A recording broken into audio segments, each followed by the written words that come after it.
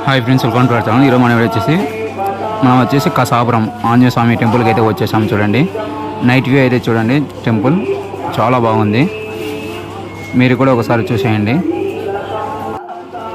అలాగే night view ఎలా ఉందో కామెంట్ చేయండి. వీడియోని కొత్త వాళ్ళు చూసినట్లయితే లైక్, షేర్, కామెంట్ చేయండి. కొత్త వాళ్ళు చూసినట్లయితే సబ్స్క్రైబ్ చేసుకోండి.